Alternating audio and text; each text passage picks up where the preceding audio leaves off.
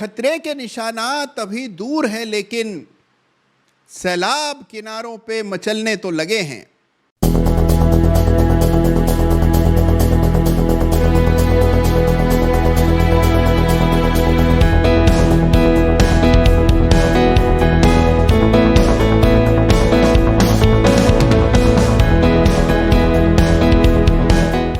नमस्कार, जय Shri Ram. Chart of the week में आप सब लोगों का फिर एक बार तहे दिल से स्वागत है।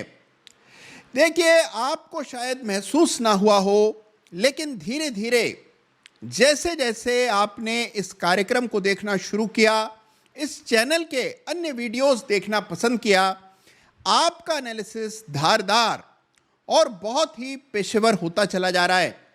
और इसी को और आगे बढ़ाने के लिए आज मैं आपके सामने एक बहुत ही इंटरेस्टिंग चार्ट रखने वाला हूं।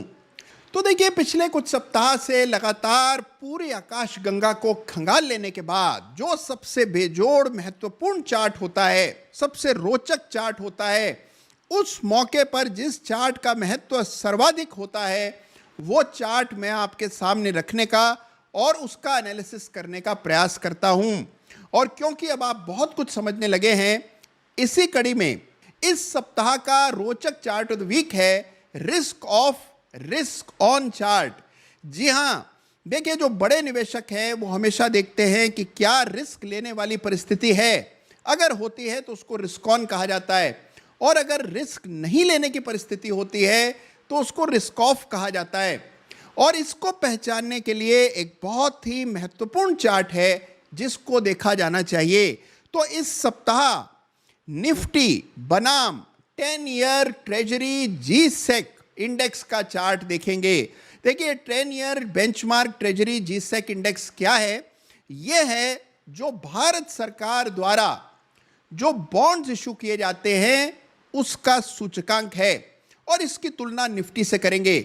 जब कभी खतरा होता है तो निफ्टी से पैसा हट करके डेट में यानी कि बॉन्ड्स में चला जाता है, और जब खतरा कम होता है तो पैसा निफ्टी में चला जाता है यानी कि बाजार में आता है। आइए इसको चार्ट के जरिए समझते हैं। तो लीजिए, आपके सामने इस सप्ताह का सबसे रोचक चार्ट यानी कि सबसे इंटरेस्टिंग चार्ट मैं अब आपके सामने रखने वाला हूं। देखिए, देखने में ये चार्ट बहुत कॉम्प्लेक्स लग रहा है, जटिल लग रहा है, क्योंकि आपको एक नहीं बल्कि 3 रेखाएं यहां पर एक के ऊपर एक नजर आ रही हैं।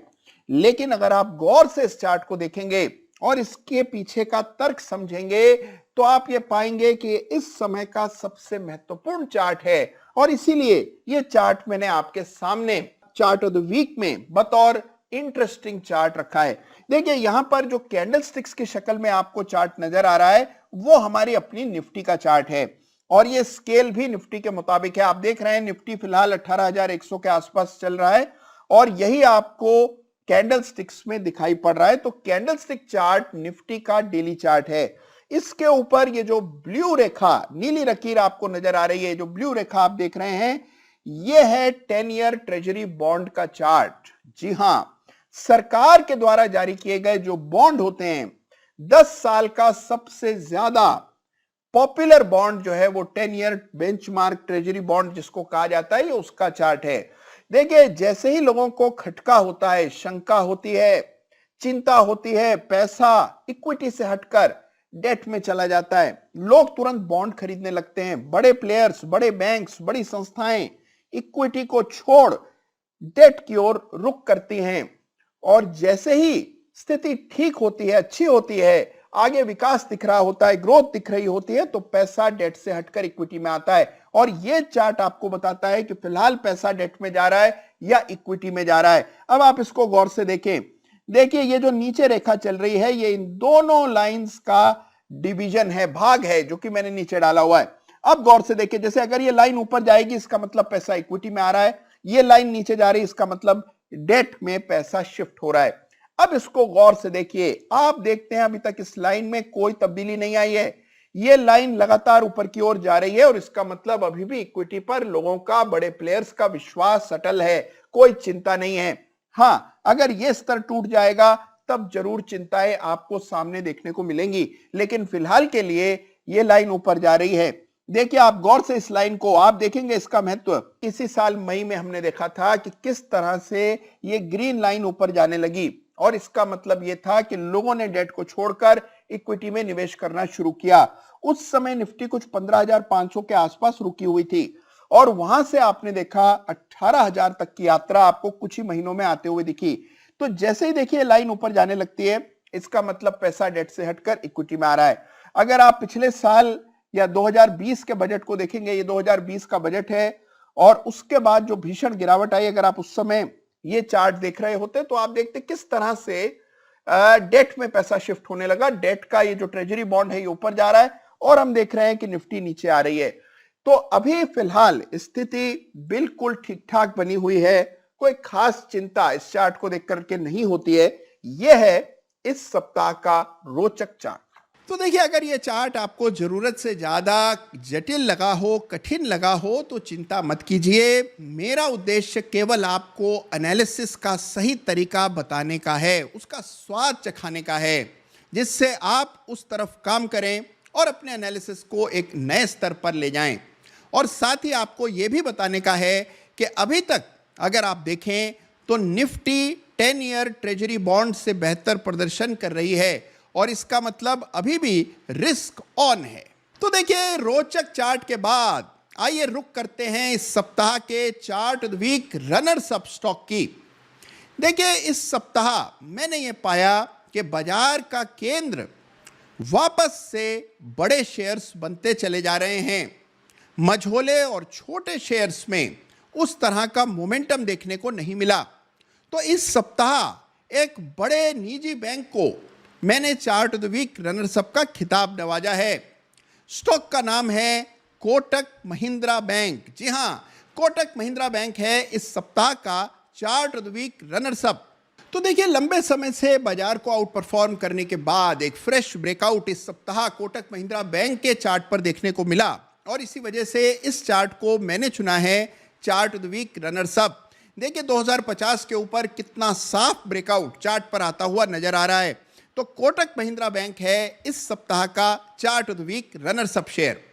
और अब बारी है इस सप्ताह के चार्ट ऑफ द वीक की। देखिए, इस सप्ताह के चार्ट ऑफ द वीक की बात करें उससे पहले जरूरी है कि मैं आपको यह बताऊं कि जिस तरह का बाजार का वातावरण है, जो भी स्टॉक्स आपके अपने निजी पोर्टफोलियो में हैं, जिनमें भी आपने निवेश किया है, सबसे पहले पुराने चार्ट्स का आकलन करें, उसके बाद ही किसी नए चार्ट को देखने का प्रयास करें। एक और चीज जो आपको याद रखनी है वो ये है कि चार्ट ऑफ द वीक में जितने भी चार्ट्स पर हम चर्चा करते हैं, ये सारी चर्चाएं केवल इस उद्देश्य से होती हैं कि आप बेहतर चार्ट्स का चुनाव कर पाएं, और चार्ट्स कैसे चुने जाते हैं ये आपको समझ आए। तो आइए इस सप्ताह के धमाकेदार चार्ट ऑफ द वीक का रुख करते हैं। इस सप्ताह एक बहुत ही शानदार टेक्सटाइल स्टॉक को चार्ट ऑफ द वीक का खिताब मैं देने वाला हूं। स्टॉक का नाम है सियाराम सिल्क मिल्स लिमिटेड। जी हां, सियाराम सिल्क मिल है इस सप्ताह का chart of the week stock. देखिए, टेक्सटाइल शेयर्स के बारे में हम निरंतर बात कर रहे हैं। अनेकों टेक्सटाइल शेयर्स की चर्चा अभी तक हम चार्ट ऑफ द वीक में कर चुके हैं। हमने बात की थी केपीआर मिल्स की, अंबिका कॉटन की, रूपा की, हिम्मत सिंह का साइड की, और वर्धमान टेक्सटाइल्स की। लेकिन आज हम चर्चा कर रहे हैं एक और जबरदस्त टेक्सटाइल कंपनी की, जिसका नाम है सियाराम सिल्क मिल। लगभग 2100 करोड़ के आसपास का इस कंपनी का मार्केट कैप है, और साथ ही देखिए जो ब्रांडेड फैब्रिक का मार्केट है उसका लगभग 5% मार्केट शेयर है सियाराम सिल्क मिल में। देखिए, जे हेम्स्टेड और साथ ही सियाराम्स जो कि मशहूर ब्रांड है, ऑक्सेमबर्ग भी एक ब्रांड है जो कि इस कंपनी में शामिल है। आइए चार्ट देखते हैं और समझते हैं कि चार्ट में क्या खास है। और अब आपके सामने है इस सप्ताह का धमाकेदार chart of the week stock. Stock का नाम है सियाराम सिल्क मिल्स, जिसका चार्ट अब आप देख पा रहे हैं। हमेशा की तरह इस सप्ताह भी वीकली चार्ट्स का आकलन हम लोग कर रहे हैं, और आप जानते हैं कि वीकली चार्ट देखे जाते हैं मिनिमम 3 महीना और लगभग साल सवा साल के मध्यम अवधि के निवेश के लिए। तो यह है सियाराम सिल्क मिल का चार्ट। गौर से देखिए चार्ट को। देखिए, सबसे पहले तो एक बहुत ही शानदार राउंडिंग बॉटम पैटर्न है, जिसको मिस कर पाना नामुमकिन है। आप चार्ट देखेंगे, आपको शर्तिया ये विशालकाय राउंडिंग बॉटम पैटर्न दिखेगा। इस चार्ट में कई और ऐसे लक्षण हैं कि जिसकी वजह से चार्ट मुझे विशेष नजर आ रहा है। देखिए, बाजार का वातावरण जिस तरह का है, बावजूद उसके इस चार्ट पर आपको अच्छा खासा चार्ट स्ट्रक्चर बनता हुआ दिख रहा है और इसी वजह से इसको चुना है इस सप्ताह मैंने बतौर चार्ट ऑफ द वीक। अब देखिए, इसमें एक विशेष बात और क्या है, वो है ये बड़ा गैप जो कि वीकली चार्ट पर बना है। देखिए, वीकली चार्ट्स पर गैप बहुत ही रेयर होते हैं, बहुत कम दिखते हैं, लेकिन जब दिखते हैं तो वो आमतौर पर काम करते हैं। ये जो गैप आपने देखा, ये सियाराम सिल्क मिल में 3 सप्ताह पहले बना था और इस गैप को रनअवे गैप कहते हैं। रनअवे गैप की एक फितरत होती है कि गैप के बनने से पहले जैसी तेजी रही है, गैप के बनने के बाद भी उस तरह की तेजी देखने को मिलती है, तो उस लिहाज से भी चार्ट काफी मजबूत दिखता है। अब देखते हैं कि लेवल्स क्या निकल करके आते हैं। देखिए, एक आपको रेजिस्टेंस सामने, बिल्कुल सामने मौजूदा भाव के आसपास नजर आ रही है। 450 से लेकर के लगभग 465 तक का ये जो इलाका है, 450 से 470 पकड़ लीजिए, ये वो स्तर है जहां पर काफी बड़ी बिकवाली का दबाव इस स्टॉक को झेलना पड़ा था और इसी के चलते आपने देखा 2019 में बड़ी गिरावट आई थी। तो याद रखिए, कंजेशन जोन के आसपास फिलहाल सियाराम मिल्क का चार्ट है, लेकिन अगर ये कंजेशन पार हो जाता है तो फिर आप देखिए बड़ा रेजिस्टेंस सीधा 750-60 के आसपास नजर आएगा। तो स्ट्रक्चर काफी स्ट्रांग है। टेक्सटाइल स्टॉक्स ने अभी भी मजबूती छोड़ी नहीं है। कई सारे टेक्सटाइल शेयर्स की चर्चा हम पहले ही कर चुके हैं। तो सियाराम सिल्क मिल है इस सप्ताह का जबरदस्त chart of the week stock, जरूर इसको अपने आप से भी स्टडी कीजिएगा। तो देखा आपने कितना जबरदस्त चार्ट है, लेकिन बिल्कुल सामने कंजेशन का जोन है जो कि 450 से 470 के बीच है। ये लेवल्स निकले तब आपको 740 और बाद में ऑल टाइम हाई 2017-18 के जो थे वहां तक के स्तर भी देखने को मिल सकते हैं। तो ये है चार्ट जो कि इस सप्ताह मुझे सर्वाधिक पसंद आ रहा था और इसको मैंने चुना है इस सप्ताह चार्ट ऑफ द वीक। और देखिए, अब आपको क्या करना है। देखिए, आज 3 चार्ट्स जिनकी चर्चा चार्ट ऑफ द वीक में हुई। सबसे पहले निफ्टी बनाम 10 ईयर जी-सेक इंडेक्स, दूसरा चार्ट कोटक महिंद्रा बैंक का और तीसरा चार्ट सियाराम सिल्क मिल का।